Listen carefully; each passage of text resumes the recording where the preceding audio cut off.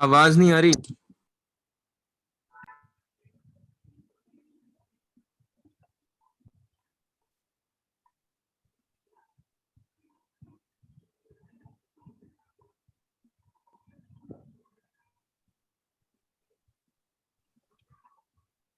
आवाज नहीं आ रही है। आवाज नहीं आ रही।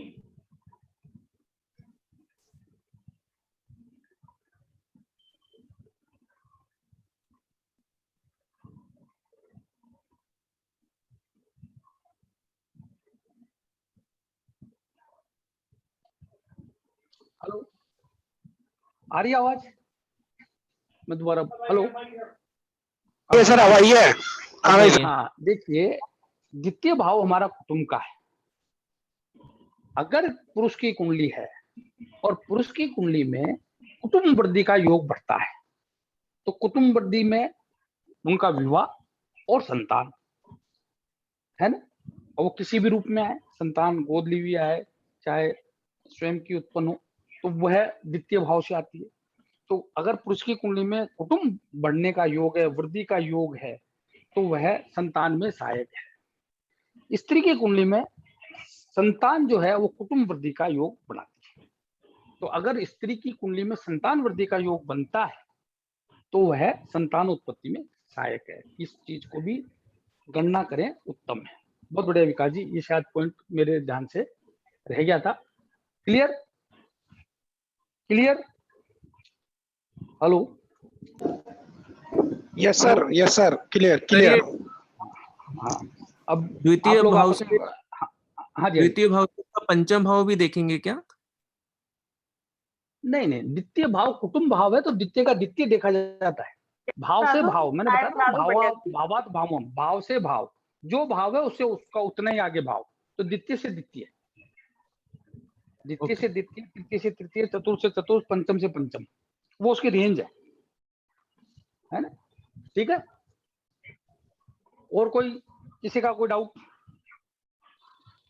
देखिए, बिल्कुल क्लियर करना, और ये मत सोचिए, ये मत दिमाग में रखना कि मैंने इसमें आपको, क्योंकि मैं थोड़े से ऊंचे पद पे हूं, पढ़ा रहा हूं, तो मैंने कोई चीज है ना जो मन गढ़ंत आपके दिमाग में डालने की कोशिश की है। मैंने बिल्कुल शास्त्रोक्त सत्य, 100% प्योर, लाइक ए डायमंड, सारे सिद्धांत आपको बताने की कोशिश की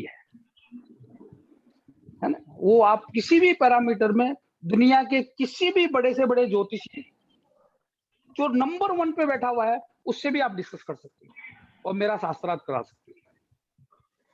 राइट सर, एक चीज पूछ रहा था मैं।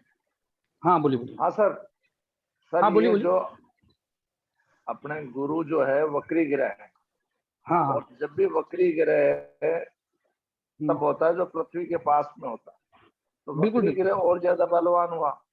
अब जब शुभ ग्रह बलवान हुआ तो वो नीच के कैसे देगा? उसका शास्त्र में उत्तरा कालामृत में ये जो सिद्धांत दिया है, उत्तरा कालामृत में कालिदास जी ने इसका विस्तृत विवरण दिया है। वो कहते हैं कि अत्यधिक शक्ति है ना, विनाश का कारण है।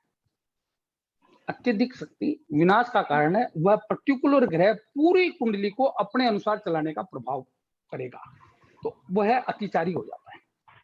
इसलिए उन्होंने स्पष्ट लिखा है कि ग्रह को अत्यधिक बल मिल जाता है जब वह उच्च का होकर, क्योंकि एक तो पृथ्वी के पास हो गया, मैंने वक्री समझाया था उस दिन, पास हो गया और उसका परिप्रेक्ष्य बढ़ जाता है, उसका डायमेंशन बढ़ जाता है, तो वह पूरी कुंडली को प्रभावित करता है। उन्होंने उसको लिखा है स्पष्ट रूप से कि वह नीच के समान परिणाम देगा। इस परिप्रेक्ष्य में जगन्नाथ बसिन साहब ने उत्तरा कालामृत में एक कुंडली दी है जिसमें उन्होंने अशोक कुमार का कुंडली दी है, उसमें इसका वर्णन है। एक उन्होंने देसाई, अपने जो मोरारजी देसाई की कुंडली भी दी है, उसमें भी इसका वर्णन है और बहुत स्पष्ट समझाया उन्होंने। इसलिए कि शक्ति है ना, जो बहुत अधिक शक्ति जो है वो खराब कही गई है। जैसे केंद्राधिपति दोष, वो दोष नहीं है, केंद्राधिपति शक्ति है वो।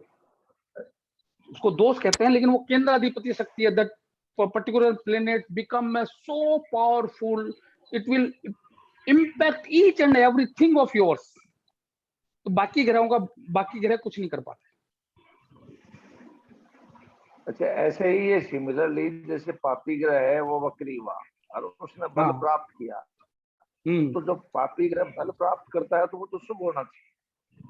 नहीं, उच्च का है तो वह दूसरी जगह ये भी स्पष्टता है पाराशर जी ने कि शुभा वक्री अति शुभा, पापा वक्री अति पापा। अदर देन एक्साल्टेशन अगर उनकी स्थिति है तो वो शुभ है। डेबिलेशन एक्साल्टेशन के अलावा अगर स्थिति है तो this is particularly implemented to the exaltation and debilitation. Other than that शुभा वक्री अति शुभा, पापा वक्री अति पापा। मैंने वक्रत्व में ये चीज ली थी, वक्रत्व की क्लास में मैंने ये स्पष्ट किया था, ठीक है ना। एक चीज मैं वापस रिपीट करूं, मैंने आपको पापी और शुभ ग्रहों के जब कारकत्व स्पष्ट किए थे तब मैंने बताया था कि पापी ग्रह जो है वो रिश्ते को फैसिलिटेट नहीं करते हैं, रिश्ते उत्पन्न करना नहीं चाहते हैं, रिश्तों में वर्कआउट करते हैं। शास्त्र में ये कहा गया है कि सूर्य अगर 11वें भाव में या तृतीय भाव में सूर्य का संबंध हो तो शनि छोटेगा, सूर्य बढ़ेगा और मंगल दोनों का नाश करते हैं। तो ये पापी ग्रह हैं, तो ये रिश्तों को फैसिलिटेट नहीं करते हैं, रिश्ते उत्पन्न करने में सहायक नहीं होते हैं, है ना। इसीलिए सप्तम भाव में बैठकर, सप्तम भाव में पापी ग्रह पत्नी की हानि करते हैं, है ना। द्वितीय भाव में बैठा हुआ मंगल पत्नी को मारता है। 12वें भाव में बैठे हुए पाप ग्रह पत्नी की आयु को कम करते हैं, दिव्य योग बनाते हैं। तो वो ये इसीलिए बनाते हैं भाई। आपने पढ़ा हो तो आप इतना तो जान ही रहे हैं कि मंगल अगर कोई कुंडली है उसके सप्तम भाव में पापत्व आ गया तो हम क्यों कहते हैं कि इसके दिव्य योग होगा। अगर पत्नी की कुंडली बलवान है वो छोड़ जाएगी, अगर नहीं है तो वो पहुंच जाएगी। या पुरुष की कुंडली में अगर ऐसा है या स्त्री की में, तो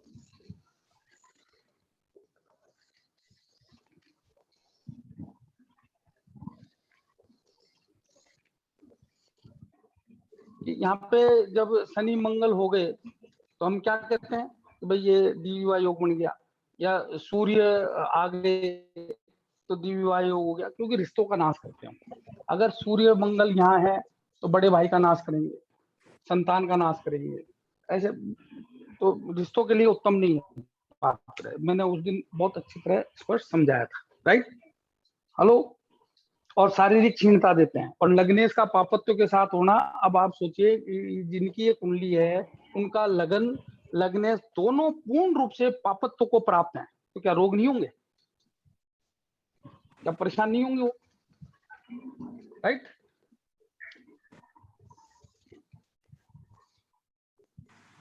हेलो। हाँ सर। हाँ विकास जी। हेलो। हाँ सर। हाँ यस सर, यस बताइए, क्लियर हो रहा है सर? बहुत बढ़िया, बिल्कुल क्लियर सर, बहुत बढ़िया, बहुत क्लियर सर। अब आप मेरे से क्वेश्चन करो, शांत मत बैठो, सब पूछो, क्योंकि यहाँ पे एक भी डाउट रह गया ना तो वो आपको ना बहुत परेशान करने वाला है। ये मान के चलना, जो मन में है वो पूछो। शिवाली सर ये जिस महिला की कुंडली है क्या इन्होंने कभी भी गर्भ धारण नहीं किया सर? बिल्कुल कभी भी नहीं किया। ओके। इनकी पर्सनैलिटी कैसी है सर? पर्सनैलिटी ठीक है भाई, मंगल केतु का योग है और आदमी सुंदर बन जाता है, अट्रैक्टिव होता है, फिगर्स अच्छे रहते हैं। ये शास्त्र में कहा गया अगर मंगल शनि केतु का योग हो जाए तो आदमी है ना उसके फिगर्स बहुत अच्छे रहते हैं। और अगर सप्तम भाव में मंगल शनि का योग हो कर्क राशि में तो व्यक्ति बेहद खूबसूरत होता है। और मकर का हो, मकर कर्क दोनों का ही है, बेहद खूबसूरत होता है, बेहद खूबसूरत होता है।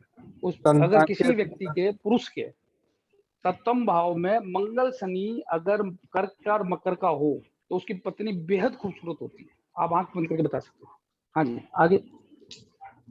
हाँ जी सर, संतान के संदर्भ में ये भी तो देखना पड़ेगा ना कुंडली में कि इसका विवाह भी होगा या नहीं होगा। अगर सभी तो कुछ अपन ठीक तो विवाह हुआ उसके बाद ही अपन विश्लेषण कर रहे हैं। आप बिल्कुल सही कह रहे हो कि अगर 10-12 साल की लड़की का अपन विश्लेषण कर रहे हैं तो वो चीज देखनी पड़ेगी। बिल्कुल सही कह रहे हो, नहीं ये भैया, विवाहित है इसलिए उस आस्पेक्ट विवाह पर की अपन नहीं गए। बात आपकी किसी बिल्कुल सत्य है। अगर किसी 10-12 की साल की लड़की का अपन करते हैं, you are right, you are sir right. किसी की उम्र 30-35 साल है, लेकिन विवाह का हाँ, योग नहीं है, संतान का योग अच्छा बन रहा है। लिव इन तो रिलेशनशिप विवाह करवा होने दें में तो तो कभी वो विवाह, आपने बहुत अच्छी बात कही है। अगर किसी के संतान योग पूर्ण जोर मार रहा है तो विवाह करवा देंगे। इसलिए ही अब इसलिए अपन क्या करते हैं, जो सप्तमेश है ना, जब सप्तम का विश्लेषण करते हैं विवाह का, तो पंचम और नवम का विश्लेषण अवश्य करते हैं। विवाह का जब भी विश्लेषण करते हैं तो पंचम और नवम का जरूर विश्लेषण करते हैं। अगर उसके संतान और वंश का योग है तो विवाह अवश्य होगा। बिना विवाह कैसे उत्पन्न होगी संतान?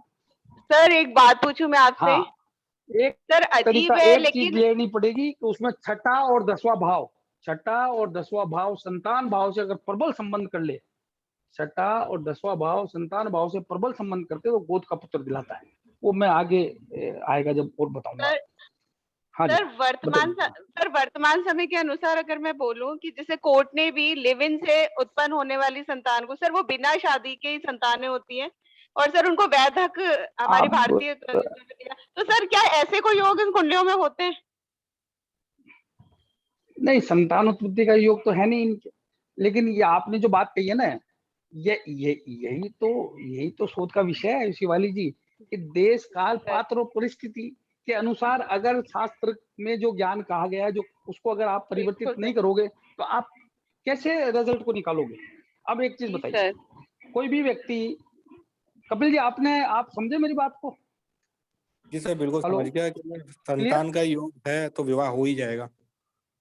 हो ही जाएगा, ये शब्द यूज मत करो यार, अपन ज्योतिषी हैं। होगा ही, you should so confident.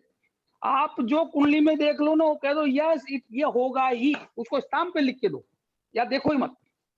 Ji sir, इतना कॉन्फिडेंस होना चाहिए, है ना? तो मैं ये कह रहा था कि एक बार एक विवेचन चल रहा था कि साहब उपाय कुछ नहीं होते। अब मेरे को एक चीज बताओ, आप आज से 50 साल पहले भारत में प्रति व्यक्ति जो आयु थी वो 36 साल थी, आज 66 साल है। जापान में ये आयु 40 साल थी, आज 96 साल है। ये क्यों हो गया भाई? कोई बता सकता है ऐसा कुछ चमत्कार हो गया? या पूरे विश्व में जो एवरेज आयु है वो लगभग 20 साल से ज्यादा 20 से 40 साल बढ़ गई? क्या हो गया ऐसा? क्या चमत्कार हो गया ऐसा? ग्रह बदल गए? क्या हुआ ऐसा? कोई बता सकता है? हमने उपाय किया, उनके कर्म है सर, ये जीवन स्तर कर्म जीने का नहीं है, तरीका। हमने उपाय किए। वो उपाय तो है, सर्वोत्तम ढंग से जीना तो उपाय तो है। हमने औषधियों का सेवन किया, हमने ताकतवर चीजों का उपाय किया, हमने सर्वोत्तम तरीके से रहना का उपाय किया, तो हमारी उम्र बढ़ गई है भाई। अगर सब कुछ फिक्स है तो 36 साल थी तो 36 से 36.5 नहीं हो सकती? बताओ, अगर कोई कहता है कि साहब बिल्कुल 100% फिक्स है, तो क्या भगवान ने तय कर रखा था कि 50 साल में 20 साल अपने आप ही बढ़ा दूंगा या 30 साल बढ़ा दूंगा या जापान को मैं 96 साल का कर दूंगा एवरेज? बताइए आप। यानी उपाय तो है, ये उपाय ही तो है। मानोगे मेरी बात? आप समझ रहे हो कि नहीं समझ रहे हो, ये बताओ आप। विनीत जी, हेलो हेलो, उपाय है सब, उपाय है ये। हाँ, ये उपाय ही है। इसमें हम बताते हैं कि आप ये तो खाना, ये मत खाना, दोनों उपाय है। हाँ, ये उपाय ही तो है, इससे उसका जीवन बढ़ गया। हाँ। तो आप देखिए कि कोई ये कहता है कि उपाय ज्योतिष कुछ होती नहीं है, वो कितना बड़ा मूर्ख है यार, कितना बड़ा मूर्ख है कि हमने बिना ज्योतिष ज्ञान के भी हमारे अंदर परिवर्तन किए और आयु को बढ़ा लिया। तो क्या ज्योतिष तो यही तो कहती है, ज्योतिष यही तो कहती है कि दुर्गुणों को, दुर्व्यवस्थाओं को, दुराचार को आप रोक दीजिए, सदाचार को बढ़ा दीजिए, आपकी आयु बढ़ जाएगी, आपको सुख लाभ प्राप्त हो जाएंगे। आज से पहले अगर मैं 50 साल पहले की बात करूं तो किसी के पास साइकिल नहीं होती थी। आज आज कार एक आम आदमी के पास। तो अगर ये फिक्स ही था, या भगवान, या मैं चला जाऊं साहब 10वीं शताब्दी में, जहां कोई पूरे 2, 5, 10 गांव में किसी के पास रथ होता था, कोई 2, 5, 10 गांव में, अगर वो फिक्स ही था, वो फिक्स ही था, तो वो बढ़ना ही नहीं चाहिए था ना। आज हर आदमी के पास कार है, हर चौथे आदमी के पास कार है। तो ये एक उपाय ज्योतिष नहीं है, ये उपाय नहीं है क्या, ये बताओ आप। तो उपाय को बहुत छोटे रूप में ले लिया। तो उपाय पे जब हम बात करेंगे तो ये मन मस्तिष्क से निकाल देना चाहिए कि उपाय नहीं है, उपाय है, उपाय है, और उपाय से सब कुछ प्राप्त किया जा सकता है। राइट? किसी को कोई डाउट इसमें?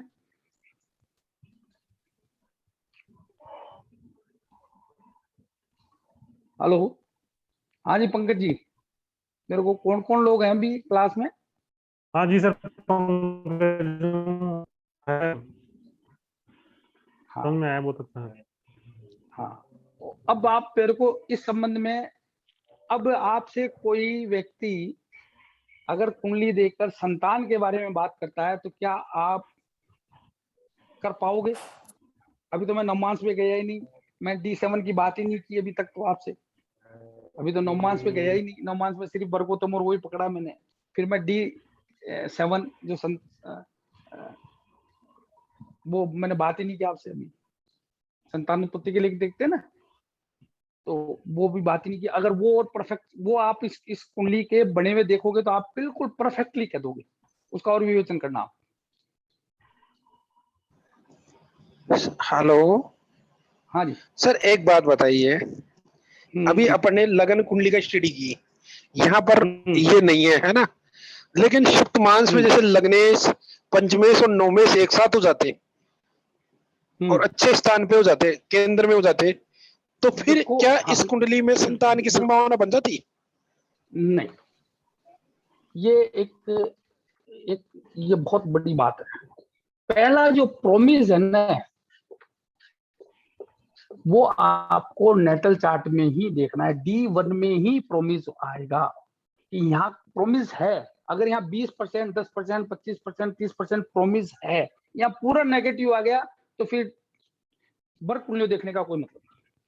अगर यहाँ आपको 20%, 30% आपको प्रोमिस दिख रहा है कि हाँ यार ये चीज है ना, ये लाभ कर रही है, तो आप फिर सप्तमांश में जाइए। अगर सप्तमांश उसको प्रोमिस को फुलफिल करता है तो वो फैसिलिटेट करेगा, यानी उपाय से आप संतान उत्पन्न करा सकते हो, वो भी उपाय से संतान उत्पन्न करा सकते हो। यानी कि जितने भी षोडश वर्ग कुंडलियां हैं, जो वर्ग कुंडलियां हैं, वो फैसिलिटेट करने के लिए हैं। The fulfilment, if there is a promise in a natal chart, तो जो वर्ग कुंडलियां हैं वह उसके फुलफिलमेंट में सहायक होती हैं, सहायक होती हैं। यानी कि वह वो बताती हैं कि अगर उपाय किए जाए, मार्ग सही अपनाया जाए, तो वह चीज उत्पन्न की जा सकती है। ठीक है ना? नवमांश को यहाँ पे एक विशेष दर्जा दिया गया है, बाकी सारी की स्थिति अलग है। नवमांश को एक विशेष दर्जा दिया गया है। पूरे ब्रह्मांड का वो क्यों है, वो नवमांश में जब पढ़ूंगा, अभी मैंने लिया नहीं। ठीक है विकास जी? क्लियर है सर? क्लियर है सर? क्लियर? हाँ हाँ हाँ डॉक्टर साहब, डॉक्टर साहब हैं?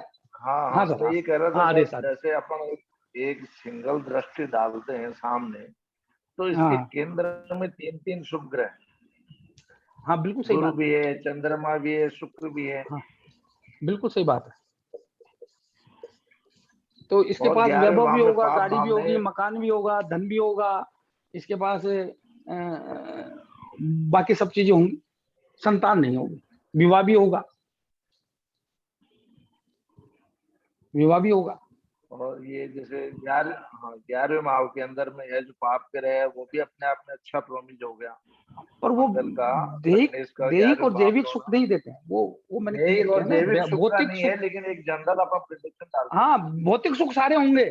विदेश योग है बहुत तगड़ा, विदेश से धन अर्जन है, भौतिक सुख की सब चीजें हैं, ना सब चीजें उपलब्ध रहेंगी, सामान्य से ऊपर का जीवन होगा, इसमें कोई दो राय नहीं। सारे ग्रह इनके जो है ना, सूर्य बुध को छोड़ के बाकी सभी ग्रह अच्छे प्रभाव में। प्रभाव से मेरा मतलब है अच्छे भावों में बैठे हुए, तो उनको सुबह तो मिल ही रहा है ना। बाकी जीवन की सब चीजें मिलेगी, उसमें कहीं कोई कमी नहीं है। लेकिन जैसे इसमें लग्नेश तो इनका पाप प्रभाव में है ही ना, तो हाँ, बाकी तो भाव भी तो थोड़ी सी कमी करेगा। वो भौतिक चीजों के लिए 11वें भाव में पापत्व उत्तम रहता है, पर शरीर, दैहिक और जैविक सुख नहीं है। सर 11वें भाव में तो है, लेकिन जो बाकी के पैरामीटर्स है जैसे प्रौढ़ अवस्था में है और पाप हाँ, प्रभाव से तो युक्त है, तो वो मतलब भौतिक इस 11वां भाव में पापत्व जितना बढ़ रहा है ना, जितना उनका बल कम हो रहा है उतना पापत्व बढ़ रहा है। ये तो कह रहे हैं ना, बस जितना कमजोर हो गया उतना पापत्व बढ़ रहा है। बलहीन हो रहे हैं तो पापत्व बढ़ रहा है ना। सर दशा अंतरदशा में आएंगे तो सर इसमें रोग। एक मिनट हितेश जी, मैं कपिल जी ने बहुत अच्छी बात पूछी है, उसको कंक्लूड कर दो। एक मिनट, आप एक मिनट है ना कपिल जी। पापत्व बढ़ रहा है ना मंगल का, तो 3, 6, 11 में जितना भाई बलहीनता बढ़ेगी तो पापत्व बढ़ेगा घटेगा, ये बताओ आप कपिल जी। तो पापत्व बढ़ेगा, तो बढ़ेगा तो 11वें भाव में तो अच्छा है ना। जी सर, समझे मेरी बात को? नहीं समझे अभी भी बताओ सर वो 11वें भाव में चला गया इसलिए वो ठीक हो गया। हाँ, 3, 6, 11 में तो जितना पापत्व बढ़ेगा उतना अच्छा है ना, पाप को मारेगा। जी सर, वो इसलिए वो उत्तम हो गया, तो भौतिक सारे सुख देगा पर दैहिक और जैविक सुख नहीं देगा। हाँ, अब बोलो हितेश जी आप। सर जैसे एक ही अपन गुरु की आराधना करते हैं संतान प्राप्ति के लिए, तो ऐसे में जैसे भी इनका जो गुरु है वक्री भी है और उच्च का भी है और नीच के परिणाम देगा, तो ऐसे में गुरु की आराधना करनी चाहिए नहीं करनी चाहिए? आराधना करनी चाहिए, धारण नहीं करना चाहिए। आराधना तो करेंगे लाभ होगा, गुरु की जितनी आराधना करेंगे, गुरु का व्रत करेंगे, गुरु के दान करेंगे, है ना, गुरु से संबंधित क्रियाकलाप करेंगे, सत्यनारायण की कथा करेंगे, हरवंश पुराण सुनेंगे, तो इनको लाभ होगा, संतान हो जाएगी। अगर ये मैंने जो उपाय बताए हैं उस रेफरेंस में नहीं पूछ रहा सर, मैं उस रेफरेंस में नहीं पूछ हाँ, मेरा मतलब गुरु का तो अपन करना ही है। जैसे पुखराज जो पहनते हैं वो भी अच्छा है, गुरु के जो भी व्रत नहीं, ये पुखराज नहीं पहन सकते, तो पुखराज नहीं पहन सकते।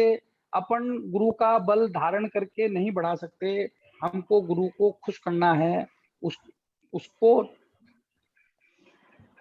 खुश करने से तो उनका मंत्रोच्चार कर सकते हो, मंत्रोच्चार से ग्रह खुश होता है, वो है ना, उसका आप व्रत कर सकते हो, उस सत्यनारायण की कथा कर सकते हो गुरुदेव को बलवान करने के लिए, है ना, वो सब काम कर सकते हो आप, लेकिन धारण नहीं कर सकते। पुखराज पहनने से तो बल बढ़ेगा, बहुत ज्यादा खराब काम और खराब हो जाएगा। बिल्कुल, अपन उपाय ज्योतिष पे सब 8-10 क्लासें लेंगे, बहुत जोरदार वाली। सर वक्री ग्रह का रत्न नहीं पहनना चाहिए है सर? वक्री ग्रह है इसलिए रत्न नहीं पहनना है? वक्री ग्रह उच्च का है इसलिए नहीं पहनना, और बलवान करोगे और आपको हानि करेंगे। हाँ और सर। ये वक्री का, नीच का, पाप मध्य में जो ग्रह होता है उसका, पाप ग्रहों के साथ होता है उसका रतन आदि धारण करने के लिए बहुत विशिष्ट विश्लेषण की आवश्यकता होती है, उसमें जल्दबाजी नहीं करनी चाहिए। वो अपनी जब लेंगे ना उपाय ज्योतिष पे तब बात करेंगे। हाँ जी बताइए। हाँ सर। हाँ हितेश जी बोलिए। सर जब दशा अंतरदशा और ये जब आएगी प्रत्यंतर दशा, तो सर इनके जो जैसे शनि, राहु और केतु, मंगल ये जब चल रहे हैं तो इनके रोग की प्रधानता भी बहुत जबरदस्त होगी। ये आपका अच्छा विश्लेषण है। इसको अभी अपना संतान पे कॉन्सेंट्रेशन है, नहीं संतान पे तो है सर, लेकिन रोग आप सही कह रहे हो। वो तो मैंने बोला ना कि भाई ये कुंडली जो है ना रोग की ओर इंडिकेट करती है, और वो भी बड़े रोग की ओर इंडिकेट करती है। बिल्कुल सही पकड़ा आपने, वेरी गुड, बहुत ही बढ़िया सर एक बहुत ही बात बढ़िया। पूछनी थी हाँ सर, जो दत्तक पुत्र का आपने बोला कि इनको दत्तक पुत्र सही रहेगा, तो इसमें षष्टेश और दशमेश का संबंध है, इसलिए अभी आपने बताया ना बिल्कुल बिल्कुल सर, आप वो देख ही रहे हो। इसीलिए ना शनि यहाँ बैठे हैं पंचम में और पंचमेश हम्म। बैठा है बुध के साथ, इसलिए हुआ ना। बिल्कुल सही बात है, बिल्कुल ठीक है, बहुत बढ़िया। आज आनंद आया कि नहीं आया ये बताइए। 2 घंटे लगे हैं अपन को। कितने लोग हैं राजेश जी अभी?